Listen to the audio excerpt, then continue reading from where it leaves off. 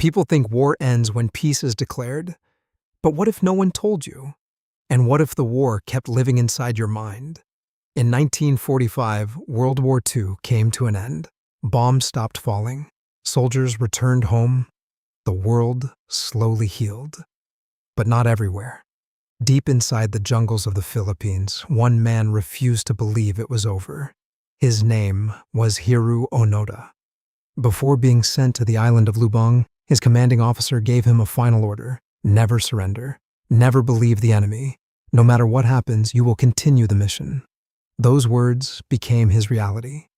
When Japan surrendered in 1945, leaflets were dropped into the jungle. They're lying, Onoda thought. When villagers told him the war was over, he didn't believe them. When his fellow soldiers slowly gave up, he stayed. Because in his mind, this wasn't peace. This was enemy deception. Years passed. Onoda survived in the jungle for nearly 3 decades. He wore the same uniform until it rotted on his body. He ate whatever he could find: bananas, coconuts, or stolen rice. He hid from locals and sometimes even attacked them, because to him, they could be the enemy. Imagine this. The world had changed. Television was born. Man had gone to space. Entire generations grew up. But Onoda was still fighting a war that no longer even existed. One by one, the men with him disappeared. Some surrendered. Some died. Until finally he was alone. Alone in a jungle. Alone in a war. Alone with a belief that refused to die. In 1974, almost 29 years later, a young traveler named Norio Suzuki went searching for him. Not as a soldier, but as a curious human. People laughed. But Suzuki didn't give up. And somehow, he found him.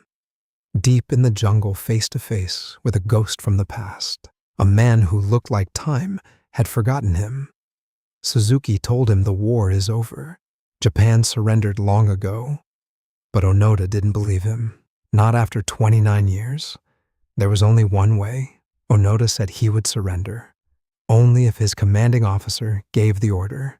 The same man who told him to never surrender. So Suzuki went back to Japan and found that officer, Major Yoshimi Taniguchi, now old and no longer a soldier. But still the only voice Onoda would trust. They returned to the jungle. And for the first time in 29 years, Onoda heard the words that would end his war. You are relieved of your duties. In that moment, everything collapsed. The war, the mission, the identity he had carried for decades. Onoda stepped out of the jungle in full uniform, still clean, still disciplined, still loyal. And just like that, his war ended. Think about this: for 29 years, he wasn't wrong in his mind. He was following orders, he was loyal, he was disciplined. But here's the truth no one talks about. Sometimes the biggest battles we fight aren't happening in the world.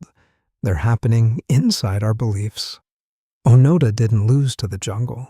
He didn't lose to hunger. He didn't lose to time. He almost lost to an idea he couldn't let go of. And maybe that's what makes this story unreal. Not that a man fought a war for 29 years, but that the human mind can hold on to something so tightly that even reality can't break it. Sometimes the war is over, but if you don't accept it, you'll keep fighting it for the rest of your life.